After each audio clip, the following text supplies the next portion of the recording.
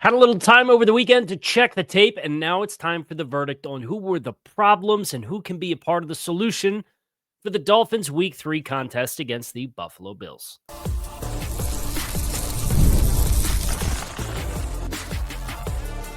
You are Locked On Dolphins, your daily Miami Dolphins podcast, part of the Locked On Podcast Network, your team every day.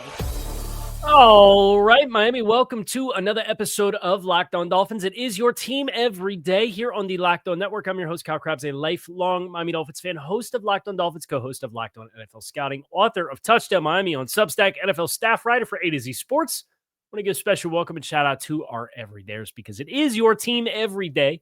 We don't just say it, we live it here on the Locked On Network. Today's episode of Locked On Dolphins is brought to you by Mazda. Like our players, we sweat every detail because when you make every move count, pulling off the unexpected is only the beginning. Stay tuned later for highlights of this week's Moving the Game Forward Mazda. Move and be moved.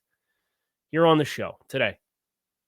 Spent the weekend, stress-free Sunday, got my first clubbed up of the weekend, cut my grass yesterday. That's where we're at. It's September 22nd, and I'm celebrating grass cuttings on an NFL Sunday in the morning before the kickoffs of the 1 o'clock games. We'll get a clubbed up next Sunday, no matter what. The Dolphins aren't playing, but we do have the international game, the first international game. So we'll have East Coasters. We'll have football starting at 9:30 a.m., running all day long. It's a beautiful thing. That's clubbed up. You got to find the small victories where you can when your team sits at 0-3.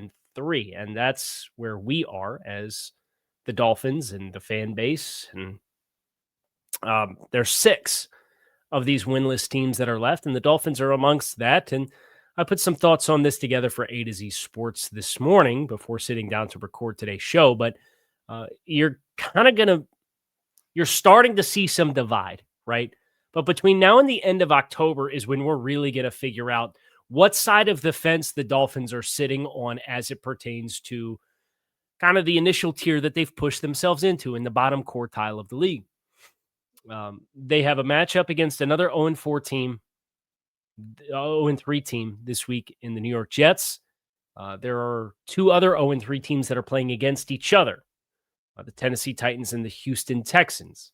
And Houston, just like Miami, is one of those bad vibe teams right now. Very surprised that they're 0-3. They'll probably have a good chance to defeat the Titans. Because Brian Callahan, the head coach in Tennessee, feels like that team is reeling a little bit.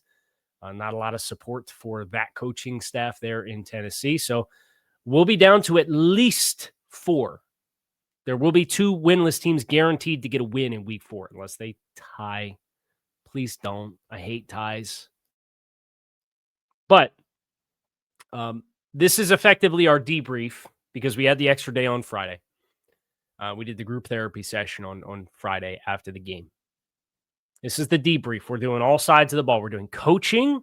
We're doing problem spots, like problem positions, problem players in the game against Buffalo, and then players that I think can and continue to be solutions, both short-term in the here and now, trying to perform better now, and also for many of these players, the long-term pieces that you're keeping the tally on is of players that no matter what direction the tug of war chooses to go when it's all said and done, you want to know who you can count on, right? And if there's one thing that I'm finding value in, and I hope whoever is going to be a part of this organization and the football operation and the brain trust, whether they're in-house or not right now, I'm really focused on who's letting it hang out there every single week, regardless of the score on the scoreboard or the record in the win-loss column. We'll get into both Mike McDaniel and Anthony Weaver here in this first segment. Then we'll do problem players and solution players. But I think the first thing that stood out to me in the aftermath of the game and reviewing the tape, and then also kind of listening to everybody involved after the fact, we got another example of an organizational divide. And it came with the explanation of Tua Tagovailoa and the explanation of Mike McDaniel of the deciding play of the game, the interception, with a chance to tie with 3 minutes left. Mike said, you can't just put it all on the quarterback. There's a guy in his face, but you got to get the ball down into the flat, and we'll learn from that. And that's how Mike phrased it in the post-game presser. Tua, asked about the exact same play, emphatically said 10 times out of 10, I try to work the same concept based off the read of the flat defender going over the top of Jaylen Waddle to expand and get width. Now, you can get it. That's a separate can of worms of whether or not that's the right thing to say or not. But I can't ever think of a time where a quarterback has thrown an interception, come off the field, and not talk to the play caller about what happened. So that, to me, is the first sign off of this week's loss. You want to get into problems that exist. Your mainstays not being on the same page is either I want to get my version of the truth out there into the ethos because chaos is a ladder and this is a team in chaos, and I want my version of the truth out there because I understand everybody's being evaluated. I want to give myself the best chance for my survival, whatever it ends, like whatever the psychology is. You can't have the coach say the ball needs to go in the flat no matter what, and the quarterback in the same hour window after the game say, I saw the flat read go into the flat, so I would 10 times out of 10 work the hook concept that I tried to work. We're not on the same page, clearly. That's a problem. You want to get into problems and solutions? That's a problem. And I'm not going to sit here and pontificate or speculate on who's right and who's wrong. I just know it's a problem. I can evaluate that. Now, I thought Mike called his best game of the season. Was it perfect? No. Did I still think we had some success in areas and got away from it a little too frequently to look to kind of manufacture touches for your best players? Yeah. But I thought the offensive approach was balanced. It came in part because you had an opportunity to get the ball first and set yourself up for a net neutral game script at minimum, if not a positive, and you went down and scored. I thought the management of the end of half sequence was wonderful. I thought the game management at the end of the first half with that final possession and the management of the clock, the operation of the offense and getting everybody lined up to play, and I thought everything there gave you a chance. And I liked the attitude that they brought. Now, not consistently across 60 minutes, but there was enough of it to say, hey, they're kind of leaning into a lot of the things that when we looked at the personnel, we thought this might make sense. Maybe we'll see some do more of this. I thought you saw it in week 3. It's progress. Was Mike a part of the problem in why you lost? I think this game was much more execution-based and the play on the field. And that's mistakes by veterans in all phases. We're going to talk about the quarterback play.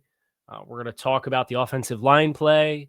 We're going to talk about the situation at right guard. We're going to get into all of it. That's next here on Locked On Dolphins. So make sure you guys stick with us. Today's episode of Locked On Dolphins is brought to you by PrizePick, the daily fantasy app where making the right call can actually pay off. You and I make decisions every day, but on PrizePicks, being right means cashing in. With football back, PrizePicks is the simplest and fastest way to get in on all the action. Just pick more or less on 2 to 6 player projections, and you can turn your takes into real prizes all in less than 60 seconds.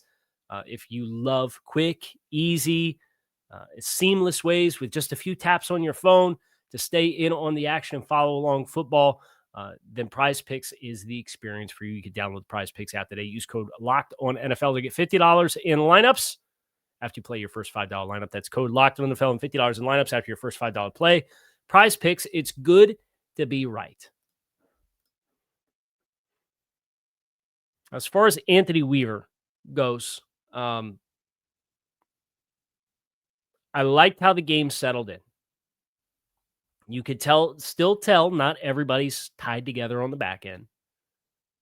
And you have Jason Marshall that now goes down in the secondary. And I think that puts you potentially in a position to get some of your best players all out on the field at the same time. I think snap counts for Miami is something that's worth investigating with several spots on the field. We'll get into that when we get into problem spots here in just a second. But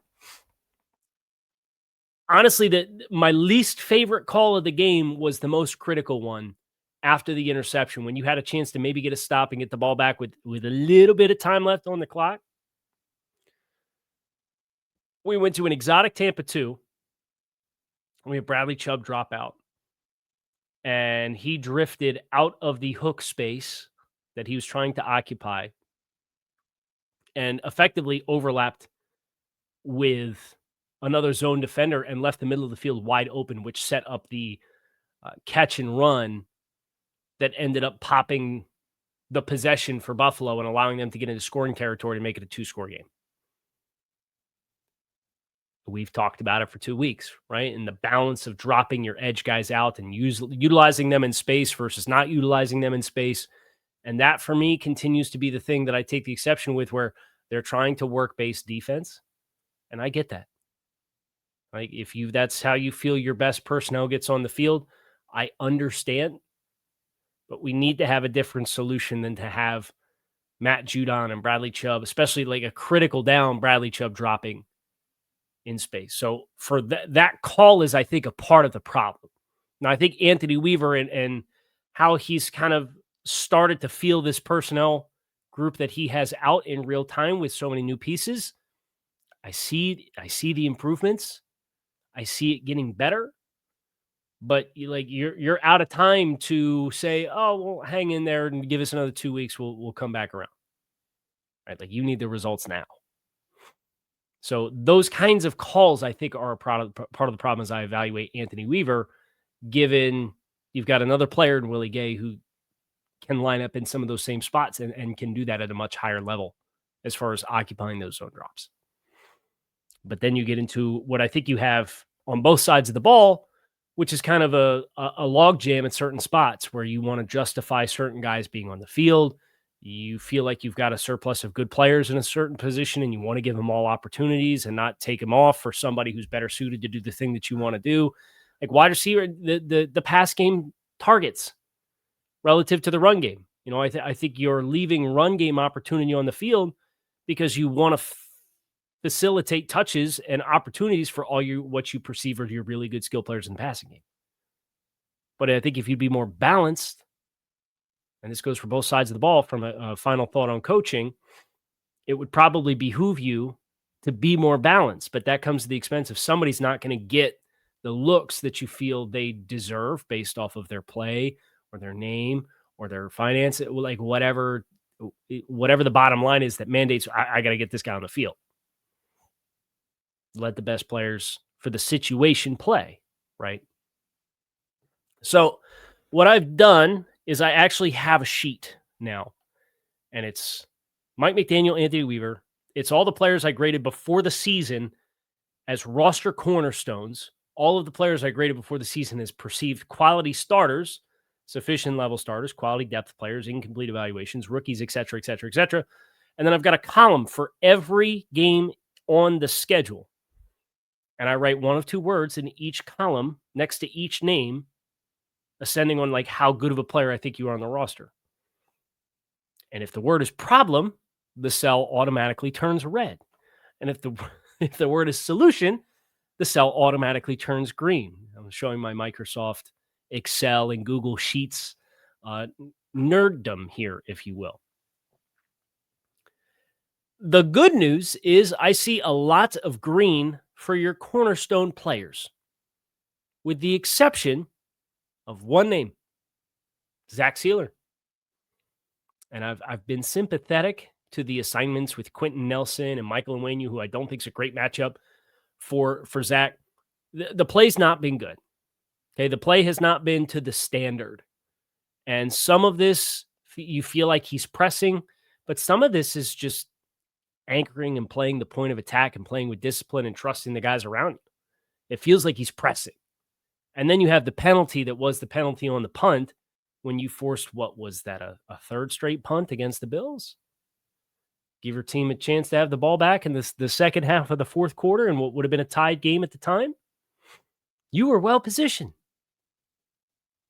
You can't have those mistakes, period. But the player that's making it can't be Zach Sealer. Can't be.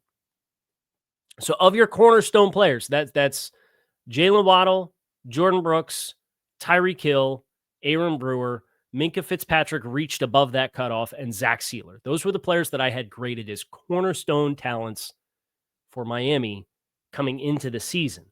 And I felt like every single one of those players in the Week 3 contest against the Bills, minus Zach Sealer, played well enough to their standard to be considered, hey, I think this is a solution. Now, you could get into the long-term conversation about Tyreek Hill and the viability being on the roster after this year, but that's not really the spirit of the micro conversations. There's a macro problem and solutions conversation to be had after the season for a guy like Tyreek, who's on the wrong side of 30, $36 million and compensate, all that stuff, right?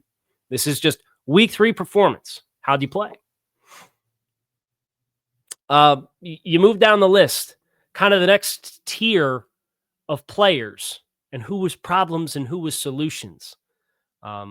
James Daniels is a part of the problem despite not taking a snap because there's been too much of this in Miami, right? We've talked about wanting to get younger and more durable and mitigate injury risk. And whether it's bad luck, I don't think it's a bad signing. I don't. And he came all the way back. He healed fast from the Achilles. But the fact that he's not out there and the right guard spot has been catastrophic. Catastrophic. And you can get into all of the options there and say part of the problem, part of the problem, part of the problem, part of the problem, part of the problem. Catastrophic right guard play for the Dolphins thus far. So James Daniels, I would consider part of the problem because James Daniels is not available to play, and he was supposed to be your marquee upgrade on the right side of the offensive line. Keon Smith, who took his place at first, he's not a guard. The film dictates he's not a guard. And I know he didn't have a good preseason showing against Chicago at left tackle either. But I've got 3 years of body of work in the preseason that says he's best at left tackle. You've got regular season tape from 2023 that says he's effective at left tackle. He got smoked by the Patriots, and he got benched against the Bills. That evaluation is part of the problem, especially because you feel like the argument is, well, he's got better displacement ability than Daniel Brunskill to make sure you're balanced and running the football. They haven't run the ball enough in the first 3 weeks. It's part of the problem. Now, Daniel Brunskill was a part of the problem too. And Daniel Brunskill was the player that I had been calling for 2 weeks. Hey, James Daniels is out. I would play Brunskill, familiarity in the scheme. Brunskill took the L on the interception to Deion Walker. Tried to short set him. You could tell physically he's not in the prime of his career. He's not as crisp of a mover as he was once upon a time. I'm really interested to see this week if he ends up getting the look. You can go to Mike McDaniel was asked about Liam Eichenberg by Barry Jackson at the end of the press conference today. He said he's got a chronic issues, needs more time. He's not going to be able to come off the pup after week 4. Guys, we were done with this. This is scot-free. Like you paid your penance. It didn't work out. Then you did the musical chairs thing with him at the end of the year last year. He's a free agent. You choose to bring him back. And then you choose to bring him back, and he spends time on the pup. He has not suited up at all since the end of July. It's been 2 months. What's popping with Liam Eichenberg? I'd love to know. But we were off the hook, and you roped it back in. And that's why I don't justify calling Isaiah Wynn to see what he's up to, because it's another player that has this same pedigree, and it's a part of the problem. The other guard spot, Jonas Vaitanaya, really swimming upstream.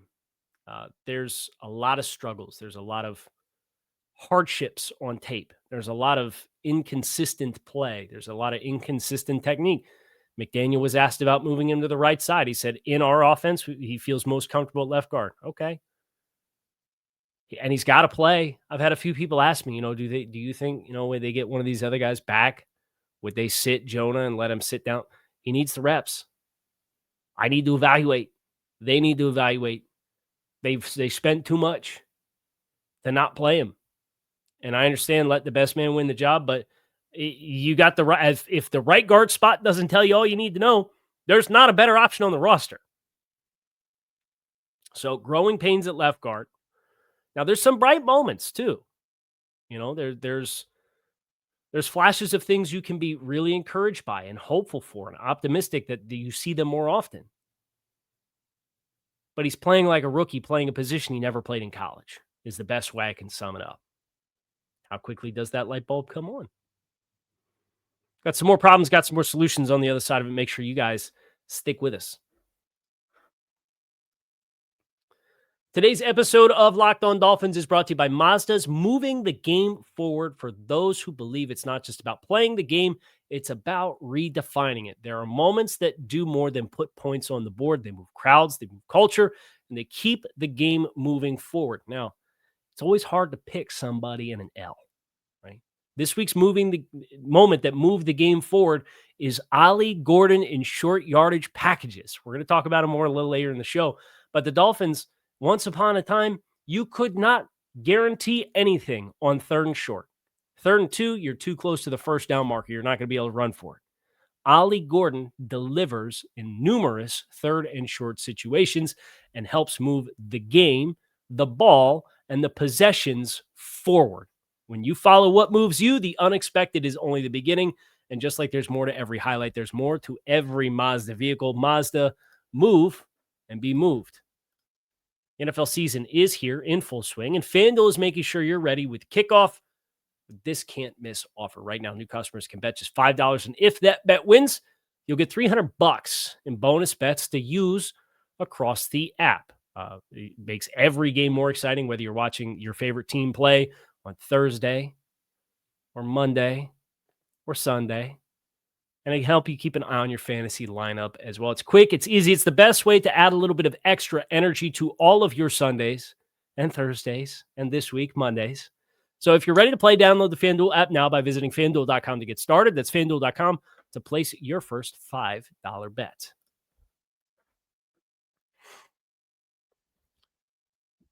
Let's talk about Chop Robinson.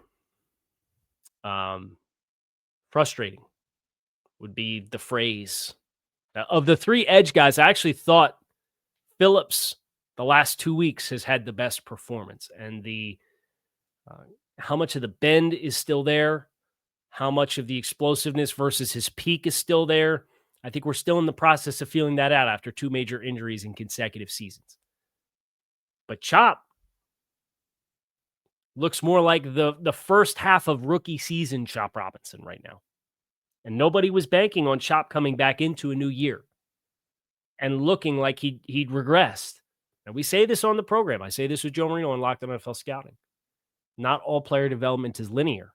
You have some guys that make major leaps. You have some guys that make incremental leaps. You have some guys that make no leap. You have some guys that, for whatever reason, regress. I think Chop's one of those players who, at least from the way he was playing at the end of the year, has regressed. Now, that's not to say it's going to stay that way across the course of the entire season. I'm not saying I'm out on Chop Robinson, but I'm saying the first 3 weeks have not been the player that you've been looking for. The same's to be said for Tua Tagovailoa. When I did season predictions at the beginning of the year, and that was the schedule, that was kind of the outlook of the team, I never in a million years would have guessed that Tua Tagovailoa would have regressed as hard as he has. And he was better. He was not a solution, but he was not catastrophically bad in week 2. And the Locked On Social clip, the Locked On Social team clipped that part of a larger conversation from the week 2 post-game show and put it up as a short on YouTube. And the comments got real mad about how Tua took a step forward. And the threshold was he's a much better quarterback than what he played in week 1. Week 3 was closer to week 1 than it was to week 2. It's a problem. It's the biggest unforeseen development in that there is stuff, and Dan Orlovsky alluded to it as well. The things that Tua did that made him unique and made him so impactful and made him a player that was polarizing, because a lot of people who have been in his shoes see certain things that he does and say, hey, that's really unique. There's not a lot of guys that can see it that way and react that way and react with that short window of time and also with that level of precision. That's not here right now. All of like those defining traits that was like, yeah, Tua is unique, but you tailor to his strengths, and his strengths, uniquely can make him a player that you can have a conversation about what the ceiling is and how you build around it and try to do something different than the traditional offensive build, right? And it became very polarizing. That's not on tape right now. It is not. This is a player that does not look like he's seeing the field with a lot of confidence. This is a player who is bypassing where his eyes start to work progressions. And the play that he threw the pick on in week 3, when he threw the stick to Jaylen Waddle, he threw the exact same concept in week 2 to New England and threw the ball to Achane in the flat when it looked like the flat defender was expanding over the top, just like he talked about what he saw in week 3 and why he threw the hitch or threw the stick. We're looking for rubs and getting fast motion out of the backfield to get the ball in the flat. And the corner sinks, and there's a hook player, and he's getting rubbed, and we don't throw the ball in the flat, and then we got to work through our progressions. Our feet are not lined up with where we need to throw. I appreciated the ability and willingness to work within the pocket to buy himself some extra time, but like time to throw is way up. Play action is way down. So you got less influence on defenders, more time with Tua having his eyes on the field, holding the ball for longer, both in pocket attempts, which is up about 0.3 of a second from last year. I actually have the exact numbers. I don't know why I'm ballparking this. I had over the weekend, somebody asked me about this, so I pulled up the exact numbers. And the time to throw Tua on throws and attempts outside the pocket thus far in 2024 and 2025 is almost a full second higher than what it had been. It was like outside the pocket attempts was 3.4 seconds. It's 4.4 seconds in 2025. And the play action rate is half of what it was in 2022 and nearly half from 2023. And it's down more than half from 2024 or 2022. So you've had like this evolving shift of how you're calling the offense, how you're trying to influence defenders. And it's not working. The exact time is Tua averaged inside the pocket 2.18 seconds from 2022 to 2024 combined. In 2022, it was 2.28 seconds. In 2023 and 2024, it was 2.13 and 2.14 inside the pocket. Fastest in the NFL. It's up to 2.4. Outside the pocket, we already mentioned 3.46 versus 4.40. So things have changed with the structure, things have changed with your execution, and things have changed with your confidence. And we are not paying a second contract for a quarterback to have layers added into the offense that he's got to feel it out anymore. It's a part of the problem. I think defensively, Tyrell Dotson has been a spot where I would have my eyes looking if I were Miami to maybe facilitate. I know they gassed up Jordan Brooks not being the green dot player. I think about it, and I try to get Willie Gay on the field in some spots there. Alec Ingold, I think, has been very hit or miss for Miami. But on the other side of that coin, I think Julian Hill has played pretty well. I think Larry Borum played quite well in the spot start for Austin Jackson, who, again, you're talking about offensive linemen not being available is a part of the problem. I thought Rasul Douglas played well. I thought Jack Jones, after a couple questionable plays early in the game, really settled in and played well. So as the conversation shifts from problems and solutions to what will get better and what won't, I see the pathway on the defensive side of the ball for the back end to kind of gel and come together and play more impactfully. But if you don't get stable and consistent and confident play out of quarterback on offense, I don't know how much better that side of the ball is going to be on a week-to-week basis. Where your best results might come from keeping the offense on schedule, being a little bit more conservative, running the ball. But then you've got personnel with wide receivers that dictates you want to get those guys a certain amount of touches. So it gets messy, right? It gets sloppy, and that's where we're at right now. I did not think Jordan Phillips played his best ball. I don't think Kenneth Grant played the best ball that he's had in the first couple weeks. I do think Patrick Paul played well again. So, guys, let me give you the head count through 3 weeks.